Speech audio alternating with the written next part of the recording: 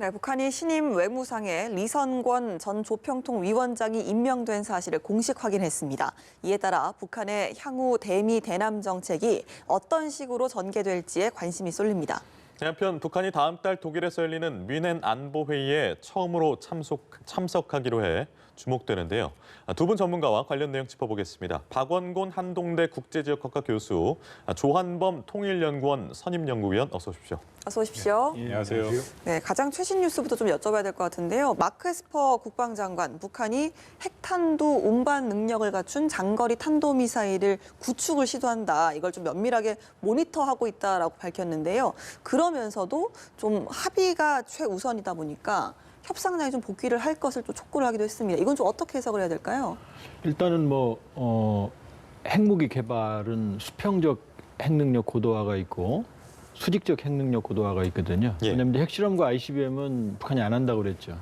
근데 핵실험과 ICBM을 통해서 기술을 고도화시키는 게 수직적 핵 고도화고, 근데 이건 북한이 안 한다고 그랬기 때문에 그건 그쪽은 시도 안 하고 있는 거고. 그러나 이 상태에서도 핵능력을 고도화시킬 수 있거든요. 그건 뭐냐면 ICBM의 성능을 개선한다거나 핵물질의 양을 늘리는 거거든요.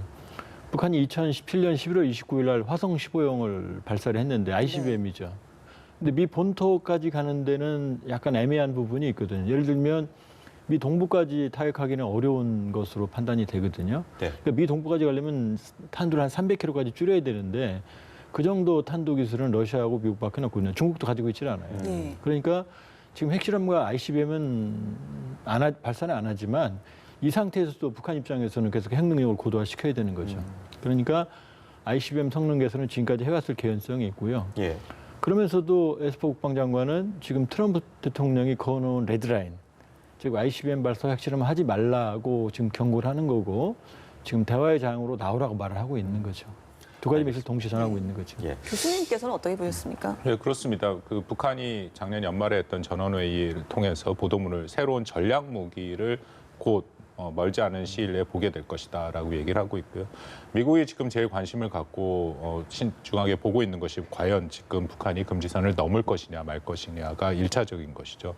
특히 금지선을 넘게 된다면은 방금 우리가 얘기한 ICBM 대륙간 탄도미사일 발사 시험이 굉장히 가능성이 높다라고 보는데 그 부분에 대해서 그 에스퍼 국방장관은 여전히 북한이 개발을 하고 있고 또 그 가능성도 배제하지는 않고 있다라고 보고 있습니다. 지금 미국의 전반적인 분위기는 북한이 아직 명확한 입장을 결심을 하지 않은 것이다. 그러니까 가능성을 둘 다 열어놓은 것이죠.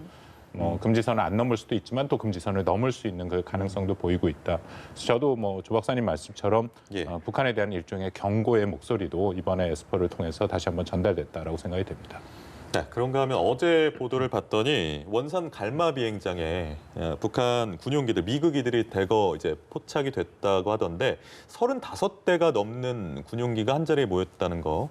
38로스는 이례적이라고 보도를 하더라고요. 어떤 목적이 있을까요? 지금 이제 우리가 착시 현상이 있는데요. 원산 갈마 비행장은 원래 군용 비행장입니다. 예. 그 원래 군용 비행장을 활주로 길이를 늘려서 이 여객기가 이착륙할 수 있는 형태로 지금 개선을 상태고요. 내부에 동굴진지까지 있어요. 그러니까 수십 기 이상의 군용기를 수납할 수 있는 공군기지로 현재 사용되고 있습니다. 그렇기 때문에 이상할 건 없는 거고요. 지금 저렇게 공개적으로 노출을 하는 건 지난해 11월에 김정은 위원장이 원산에서 2차례 군 현지 지도를 했거든요. 하나는 비행술 대회, 하나는 저격병 강화 훈련을 지도를 한 적이 있거든요. 물론 원산 갈마에서 2016년에 원산 에어쇼도 진행을 한 적이 있지만 지금 아마 그 경우는 아닌 것 같아요. 왜냐하면 이제 그 경우에는 사전에 외국인 모집도 있고 그렇기 때문에. 그러니까 지금 새로운 길을 예고한 상태에서 김정은 위원장이 무력 시위 일환, 그러니까 11월과 같은 유사한 형태의 무력 시위나 아니면 공군 훈련, 아니면 지금 2월 8일이 지금 북한군 창건절이거든요. 원래 이제 4월 25일인데 2016년부터 4월 25일에서 2월 8일, 그러니까 조선인민군 창건일로 바꿨거든요. 그렇기 때문에 관련된 그런 행보일 수 있죠. 그러니까 기본적으로 원산갈마는 군용 비행장입니다. 네, 알겠습니다. 다음 달에 열리는 뮌헨 안보회의에 북한이 이제 처음으로 참석을 한다고 밝혔습니다. 이 자리에 이제 폼페이오 미 국무장관이라든지 에스퍼 국방장관도 참석을 할 예정인데 북미 간의 접촉도 나가서 남북 간의 접촉까지도 좀 기대를 해볼 수 있는 걸까요? 뭐 가능성이 일단 크지 않다라고 보입니다. 그럼에도 북한이 이비낸 안보회의다라는 것을 참여하는 건 처음이거든요. 네. 이게 1963년에 처음 구성이 돼서 유럽에서는 가장 큰 그런 안보 협의고 말씀하신 주요 인사들이 다 참석을 합니다. 그래서 주요 안보 의제를 지금 다 논의를 하고 알려진 보도에 따르면 이제 김성경 북한 외무성 부상이 참석을 하는 것으로 알려져 있는데 네. 뭐 목적은 북한의 참석의 목적은 비교적 분명해 보입니다. 자신들이 이제 밝힌 정면 돌파 노선에 대해서 다시 한번 설명을 하고 얼마나 미국이 이제 부당하게 자신들을 압박을 해왔고 또 나름대로 자신들 북한은 이제 비핵화 조치를 해왔다 이제 그런 식의 일종의 선전전을 하고 있다라는 그런 의도로 왔을 가능성이 높고요. 미국과의 뭐 우연한 만남은 가능하겠지만 거기서 의미 있는 어떤 대화는 어렵다라고 생각을 합니다. 왜냐하면 얼마 전에 1월 11일 날 그 북한이 다시 한번 발표를 했었는데 그 당시에도 그 성명을 통해서 김계관 이제 외무성 고문이 성명을 통해서 얘기를 했죠. 뭐라고 얘기를 했냐면 자신들은 더 이상 이런 협상을 할 생각이 없다. 그러니까 북한이 확실하게 미국이 북한을 향해서 북한이 원하는 이른바 발전권과 생존권, 적대시 정책을 완전히 철회하는 것을 선 조치할 경우에만 자신들은 대화를 하겠다라고 다시 한번 입장을 확인했거든요. 그래서 아마 이번 회의에서의 그런 의미 있는 대화의 가능성은 그렇게 커 보이지는 않습니다. 알겠습니다. 그런가 하면 그러니까 리용호 외무상의 후임으로 리선권 전 조평통위원장이 임명됐음이 이제 관영 매체를 통해서 확인이 공식적으로 됐는데 외교관 출신이 아니고 군 출신이고요. 강경 발언들도 여러 번 있었기 때문에 관심이 모아진데 어떻게 보십니까? 일단 이제 우리가 리선권만 보는데요. 이번에 진영을 많이 바꿨습니다. 예. 하나는 이제 경제 라인을 바꿨고요. 일단 대미 외교 라인을 바꿨고 선전 선동부 라인도 바꿨습니다. 이게 예. 체제 결속이죠. 그다음에 이제 군수공업 부분도 바꿨고 이런 큰 틀에서 새로운 길에 대한 진영의 일환이라고 보여지는 거고요. 우리가 복귀를 해보면 하노이까지, 그러니까 2018년 김정은 위원장의 파격적인 정상회의에서 하노이까지를 김영철 전 정철총국장, 예. 지금 이제 당 부위원장이죠. 라인이 지휘했습니다. 그러니까 김영철, 그다음에 라인이 리성권, 그다음에 하노이의 실무로 담당했던 김혁철 같은 경우도 외무성, 우리처럼 외교부 직원으로 보이지만 네. 이 김영철 라인이라는 게 저희들 첩보거든요. 그러니까 김영철이 기억하시겠지만은 서울에도 왔지만 워싱턴도 같이 갔거든요. 이게 원래 북한에는 없는 일입니다. 남쪽은 김양건이 하면 미국은 강석주가 가거나 이렇게 라인이 나뉘어 있었는데 그러니까 하노이까지는 김영철 완톱 라인이었죠. 대남 예. 라인으로. 근데 하노이가 실패하면서 이제 리수용, 리용호, 최선이라고는 외교 라인들이 전면에 나서기 시작을 했거든요. 김명길까지. 그런데 여기도 또 실패했거든요. 그러니까 다시 김영철 라인으로 복귀했다고 봐야 됩니다. 예. 그러니까 우리는 지금 리선권이기 때문에 강경파로 복귀했다. 혹은 리선권이 대남 라인인데 어떻게 미국을 담당한 그렇지 않거든요. 이 김영철, 리선권, 김혁철로 이어지는 라인들이 이미 하노이까지.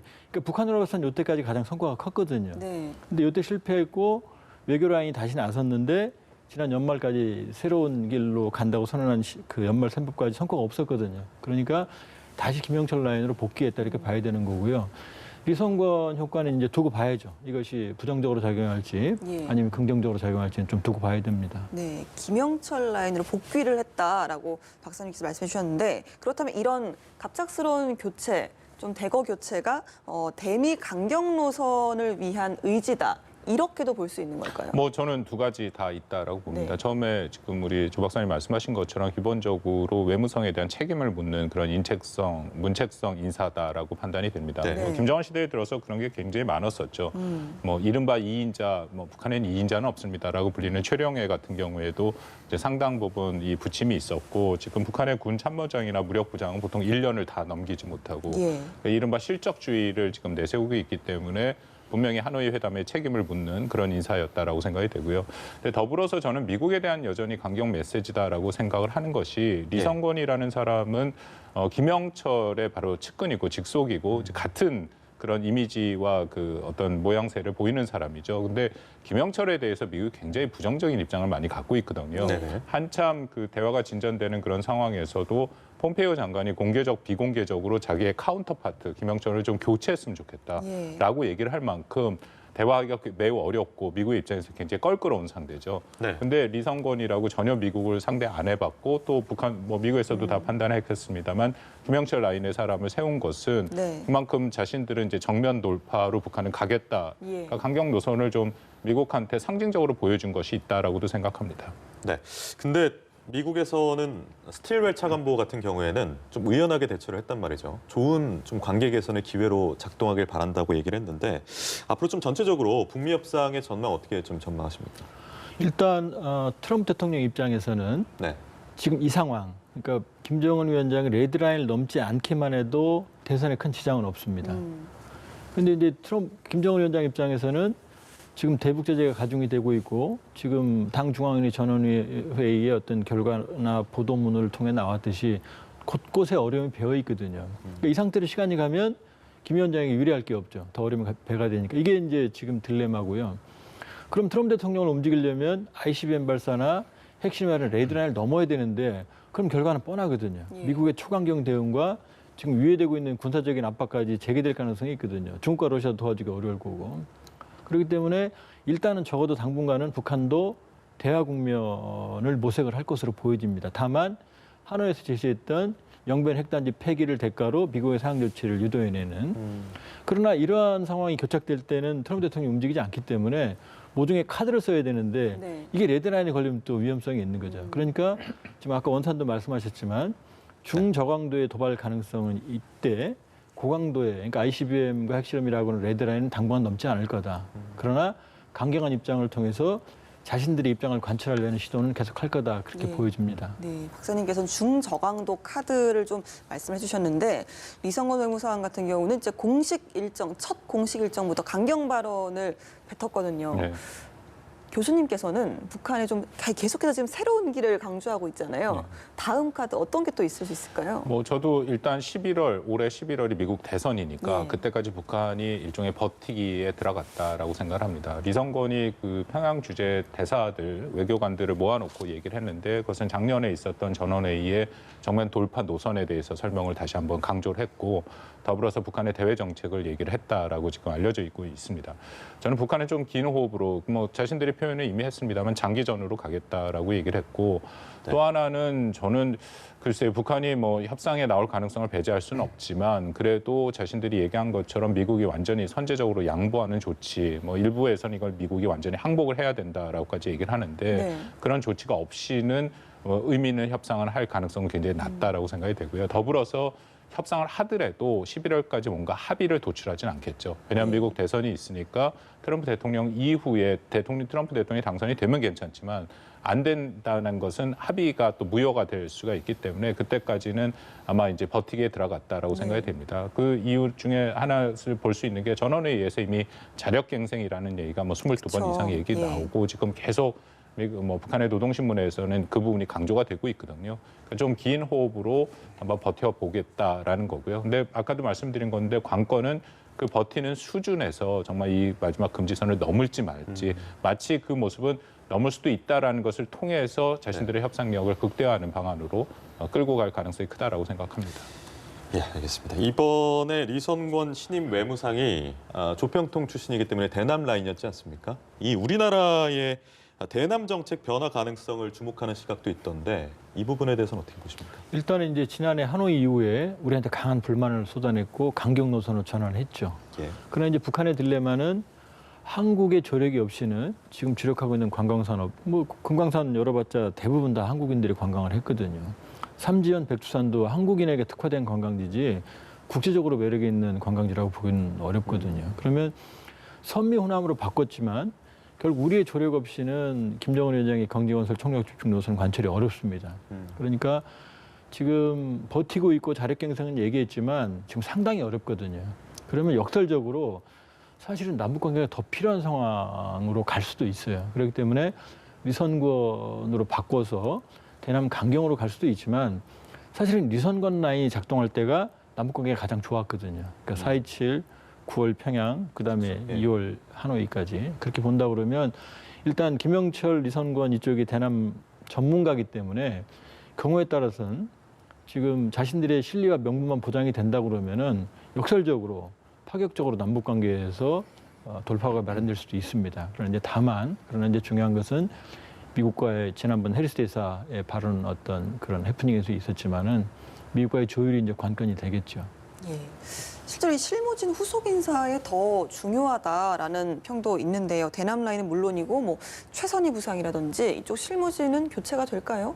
뭐 현재로서는 유임을 할 가능성이 높다라고 생각됩니다. 지금 굉장히 복잡한 게 최선희 1 부상이 외무상 밑에 있긴 하는데요. 네. 내각 측면에서는. 근데 당 측면에서는 최선희가 더 이 직급이 높게 돼 있거든요. 그런가요? 예. 네, 그런 부분도 있고 그리고 리성건 같은 경우에는 미국과 협상을 해본 적이 없어서 영어도 안 되는 상태고 더불어서 비핵화에 대한 그런 전문적인 지식도 없습니다. 예. 근데 그런 면에서는 역시 최선희 1 부상이 여러 가지로 준비가 된 상태고 그래서 외무성 라인을 지금 북한이 흔들고 있는 것은 사실이긴 한데 김정은 체제에 들어서 그렇다고 거기를 다 없애버린다면 그 후에 이제 미국과의 언젠가는 협상이 시작이 돼야 될 텐데 그 부분을 우려를 할 수 있겠죠. 그래서 기존에 지금 저는 뭐 여전히 상징적으로 리성건을 외무상에 앉혔다라고 생각을 하지만 그 밑에 최선희 1 부상은 여전히 좀 같이 가지 않을까 하는 생각을 합니다. 네, 알겠습니다. 이런 가운데서 우리 정부는 남북 관계 진전을 말씀하셨던 것처럼 강조를 하고 있습니다. 뭐 개별 관광 이야기가 신년 기자회견에서 나왔듯이 주로 나오고 있는데 미국과의 불협화음 말씀하신 것처럼 좀 있고 가장 중요하게는 북한이 지금 대답이 없단 말이죠. 이런 상황에서 우리 정부는 어떻게 좀 나가야 된다라고 보세요? 일단은 남북 관계 모종의 여지를 만들 필요성은 있죠. 왜냐하면 북한의 불만도 뭐냐면 남북 관계를 안 하겠다는 남북 관계 종언을 고한 게 아니라요. 지난해 불만을 분석해 보면 합의된 약속을 지켜라거든요. 합의된 게 뭐냐면은 금강산 개성 우선 정상화, 서해 경제 공동특구, 동해 관광 공동특구, 그다음에 올림픽 2032년, 그다음에 접경적 협력 뭐 이런 것들이거든요. 이거 합의가 된 것들이거든요. 분야까지. 예. 그걸 지켜라는 거거든요. 그다음에 외세 눈치 보지 말고 남북 관계를 하자는 거지 안 하자는 건 아니거든요. 그러니까 남북 관계 성과 부재에 대한 불만이기 때문에 그 이면에는 사실은 제들이나 어려움이 좀 깔려 있죠. 그렇기 때문에 역설적으로 남북 관계에 비난은 하고 있지만 남북 관계를 더 필요로 하고 있는 건 사실은 북한이거든요. 실리만 보장이 된다고 그러면. 그렇기 때문에 가능한 영역에서 남북 관계의 여지를 만들어서 돌파구를 마련하고 그리고 이게 비핵화를 견인해낼 수 있는 동력을 마련하는 건 중요합니다. 그렇기 때문에 지금 정부의 입장에 대해서는 긍정적인 일단 평가가 가능하고요. 예. 그러나 아까도 말씀드렸지만 지금 한미 공조와 대북 제재라고 하는 국제적인 틀이 지금 상존하고 있거든요. 그렇기 때문에 이 과제, 그러니까 이 문제를 선결을 하고 여기와의 어떤 정책 공조를 통해서 남북 관계를 풀어나가는 창의력, 이제 그게 필요한 시점이라고 볼 수 있죠. 네, 여러 가지 좀 돌파구가 필요할 것 같습니다. 이제 한미 관계 이야기를 좀 넘어가면요. 이제 방위비 분담금 협상이 막바지를 향해 가고 있습니다. 소폭 인상 정도의 좀 접점을 찾아가고 있다고 하는데 과연 트럼프 대통령이 만족을 할 것인가? 이 부분도 참 궁금합니다. 이게 다시 좀 오리무중으로 빠졌는데요. 이게 특히 방위비 분담 협상은 제가 뭐 7차의 그 국책기관에서 일을 하면서 좀 옆에서 볼 기회가 있었습니다만 이게 대외 공개가 안 됩니다. 그래서 이 끝까지 비밀 협상으로 진행이 돼서 네. 여러 가지 네. 추정만 가능한 상황이고요. 근데 최근에 이제 공개된 여러 가지 상황들을 보면 조금 다시 벽에 부딪혔다라는 생각이 듭니다. 왜냐하면 정은보 우리 대표가 얘기를 하는 게 새로운 어떤 의제들이 등장했다라는 식으로 얘기를 했거든요. 그리고 지금 사실상 한미가 협의를 맞춰야 될 건 2월 말까지입니다. 그게 넘어가기 시작하면 이미 얘기도 나왔습니다만 한국인 근로자에 대한 임금 지불이 어려워지는 상황이 오고 그 이후에 이제 뭐 우리 국회 통과의 일정도 있고 그렇기 때문에 전반적으로 매우 어려운 상황이거든요. 예. 지금 두 가지로 추정이 가능한 건데 하나는 한국과 미국 사이에 마지막 이런 어떤 합의를 놓고 최대한 압박을 가하기 위해서 서로 간에 이렇게 마지막 피치를 올리는 그런 상황으로 하나 이해가 될 수 있고 두 번째는 역시 이것은 트럼프 대통령의 대선 공약이고 본인이 챙기는 상황이기 때문에 말씀드린 것처럼 한 자리 숫자를 보고 이거 갖고는 절대 안 된다 해서 다시 한번 이 방향을 틀은 지금 두 가지 가능성을 다 열어놓고 봐야 된다고 생각합니다. 이게 호르무즈 해협 파병, 독자 파병 결정하고도 조금 연동되는 측면이 있지 않을까요? 호르무즈 해협 독자 파병은 일단 뭐 미국에서 긍정적인 평가를 받고 있고요. 네. 그리고 또 하나는 지금 이제 우리가 한 1조 한 400억 정도 내고 있는데 미국이 원하는 트럼프 대통령이 원하는 게 5조 8천억이거든요. 이 갭이 너무 커요. 너무 크기 때문에. 그러나 지금 뭐 일부에서 소폭 인상으로 지금 많이 마련되고 있다고 그러는데 아마 소폭 갖고 트럼프 대통령이 만족하지는 않겠죠. 그러니까 5조 8천억은 아니지만 1조 원 내외에서 봤을 때는 퍼센티지 따졌을 때는 예를 들면 한 2천억만 증강해도 한 20%가 증대되는 거거든요. 그러니까 5조 8천억이 아니고 기준이 지금 내고 있는 1조라는 기준으로 왜냐하면 미국도 턱없이 요구할 수는 없는 게 호롱주도 있지만 우리는 일단 60만 명의 징병제를 유지하고 있고 캠펌프리스도 있고 카투사도 있고 사실은 미국 내에서 한국이 부담하는 방위비가 작다고 하는 분위기가 별로 없어요. 그렇기 때문에 더 내긴 하지만 트럼프 대통령 그쪽은 뭐 전혀 아니고요. 다만 1조 기준으로 봤을 때는 어느 정도 증강된 금액으로 지금 합의가 될 개연성이 좀 높다고 보여집니다. 알겠습니다. 리선권 북한 신임 외무상부터 또 북미 한미 관계까지 박원권 한동대 교수, 조한범 통일연구원 선임 연구위원 두 분과 함께 이야기 나눠봤습니다. 오늘 말씀 고맙습니다. 감사합니다.